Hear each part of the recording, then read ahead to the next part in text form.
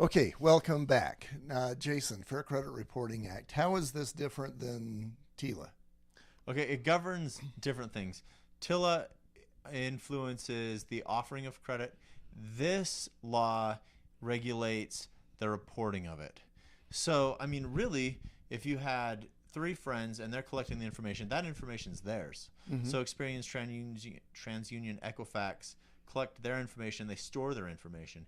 This law says, "Hey, this information is affecting people's lives. You need to release this information to them." Just like photographs are the property of the person who took them, not of the person they are took of. Anybody can take a picture of me and they own that picture. But this picture that the credit bureaus are using establishes a lot of things in a person's life. So the federal government said, hey guys, you got to make the people aware of the information you're using that's influencing their lives. Yeah, I like the comparison with a photograph. Somebody takes a photograph of me in I don't know, a playground. Mm-hmm. They own that picture. Mm-hmm. I have no rights to request that that picture be viewed by me or published or not published by me, or if they want to use that to turn me into a Hitler lookalike, I have no rights, Right. even though it's a picture of me.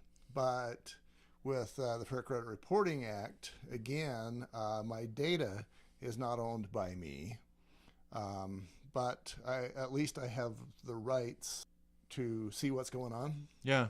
And then if it's incorrect, you can address it. So that's the idea. Help make it accurate. Fair Credit Reporting Act. Okay. So you have access to your credit report. Uh-huh. This law states that you have access. Once a year, you can get a copy of your credit report, and it's free. Uh-huh. You know, there are some services. There's freecreditreport.com. There's Credit Karma. Mm-hmm. And I think it was Credit Karma where you can see your credit rating at any time. How does that interface with the law that says you have access to it? It's once and only once, according to the government. Right? Well, the Fair Credit Reporting Act says that you have access to it once a year from each of the bureaus. So if you go to annualcreditreport.com, Mm-hmm. which is the FCRA's law site, Mm-hmm. you can get a copy of your report once a year, or you can pull it like from each bureau once every 4 months, so you could see it 3 times a year. Try and keep a closer eye on it for free. Mm-hmm. But that's how it works under the Fair Credit Reporting Act. Okay. All right. What else do we need to know about this law? This law prohibits unauthorized people from pulling your credit. So, for instance, I can pull a mortgage rating for someone who's applying for a mortgage. I have the capability to pull credit for anyone I have the information for. But if they're not applying for a mortgage loan, I'm not authorized to do so. So I couldn't check my own credit just because I feel like it. Okay. So the guys that send me the notices that says congratulations, you've been pre-approved for our credit card. Mm-hmm. How do they know what my information, what my credit score is? I have no idea. Yeah. Okay. Maybe they're guessing. They could.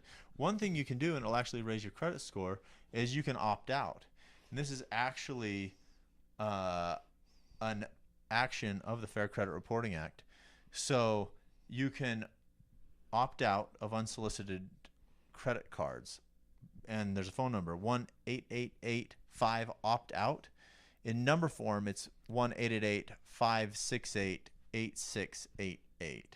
Mm-hmm. So by doing that, you typically actually raise your credit score a little bit because you're not going to be getting offers for new credit. But Okay. That I'm sure that could be helpful if you've got clients that, especially if you've got a couple of months to work with them, and you let them know that, you know, they'll get what, maybe a bonus 5 points in their credit rating. a little bit, depending on everything else that's going on. Yeah. Okay. Well, another way for you to be the hero. Right. So something else the Fair Credit Reporting Act does is it helps accurate reporting. So if inaccurate reporting is discovered, the borrower Mm-hmm. can dispute it. So they go to the creditor who has the wrong information, take it up with them, or they can actually go to Experian, TransUnion, and Equifax at their level and dispute this information. Now, the creditor has 30 days to respond and come up with the accurate information.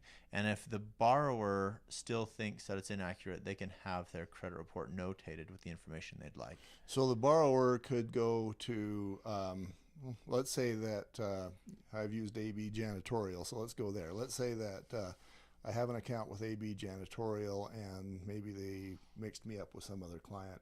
They report me, it affects my reading. So I could either go there directly, or I could go to Equifax, and then Equifax would send a letter to AB Janitorial. And I'm sure the second route is... Well, it really depends on where the information's incorrect. If AB Janitorial has the wrong information, then they need to correct it. If Equifax has the wrong information, then they need to correct it. They typically won't go and tell each other what they need to do. AB Janitorial will say to TransUnion, we had the wrong information. This is the correct information. And then it will get changed on your credit report. And is there a requirement that if they know that something is incorrect, that they must report it that way? Yeah, that's the idea behind this law. There's actually a part of the Fair Credit Reporting Act that says that borrowers can sue creditors if they're not complying, if they're not reporting accurate information. And what does, and this is probably a legal question, and I know you don't pretend to be a lawyer very often. Not a lawyer, not even on TV. But I'm going to at least ask and see if you've got maybe that. What does reporting mean? Do they have maybe a few days or a week or a month or some period of time to report that?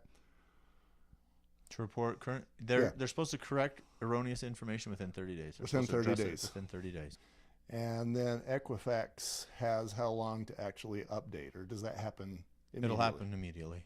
So this derogatory credit, it's important to know that stuff comes off your credit report. Once an account's been closed 7 years, it'll no longer show up on your credit report unless it's like a bankruptcy. That'll stay on for 10 years. Or if it's illegal activity, that like criminal record information can stay on your credit report forever. Right. And I go back to the days when I was 10 years old and I was playing with firecrackers, and that was criminal activity. And I actually found when I was 19 that I was listed as a criminal by the local police department. They'd been looking for me. Probably wouldn't go on your credit report though. Probably wouldn't go. Okay, good. So that might be maybe it might be something of the felony nature that would be listed, or sex crimes, or more things like fraud would be showing up in your credit report. So things that had to do with credit. So speeding tickets, stuff like that, most likely not going to show up on your credit report. I've never seen them. I don't decide what goes on a credit report. I'm just telling you what I see. Okay. No driving drunk. Yeah. Okay. One other thing that's kind of interesting though is medical information will show up on your credit report to a point. So a lot of times I'll see a credit report that'll have collections and late payments on it, and all it will say is medical, because this is a credit report, not a medical report. I'm not going to know who you went to or why they want to collect information, just that it's medical. And this actually just recently got changed, so it won't affect your credit as badly. So not much information shows up on it, and it doesn't have as much weight as other lines. Good to know. It's interesting though, because different creditors will pull up different scores depending on the weighting. So a mortgage rating is different than a rental rating or an auto loan or jewelry. They'll all pull up different scores. So a lot of times, like, people come and they'll tell me their Credit Karma score, which won't be their mortgage rating score. Yeah. So the idea of the law was to help you know, like, if someone had stole your identity and was racking up information, or if a creditor was reporting misinformation on you, give you the opportunity to correct it. So when a creditor pulls your score, they can get an accurate score. You know, I actually went to get a car loan, and I checked just one of those online sites, and it said I was 755. Car loan guy, he pulls my credit rating, and it is much, much lower than that on whatever he pulled up. Yeah. So I guess the reason that could be helpful for you, the realtor, is, you know, if a person just knows one of his 3 scores, that may or may not indicate what the other 2 are. Exactly. Sometimes they're close. Most of the time, there's 3 different scores for every borrower. So another thing that this law does is it protects your personal account numbers. So this requires account numbers to be not put on receipts. Mm-hmm. So not necessarily mortgage, like your credit card number isn't on your credit card receipt, and it requires social security numbers to be truncated. Yes. Meaning the last 4. Right. With this law, you're going to receive notification of any negative impact on your score. Mm-hmm. So you should receive late payment notices. This is going to affect your credit. And also when your credit report is used against you, when your scores are used against you. So if I have an applicant for a mortgage loan and I turn them down because of their credit scores, I have to tell them why, and then I also give them information to contact the credit bureaus so they can dispute it with them. That's part of the law. And then you can request your scores, but a lot of times you have to pay for it. So that is part of this law. And Fair Credit Billing Act. That's up next. That's up next. We'll be right back.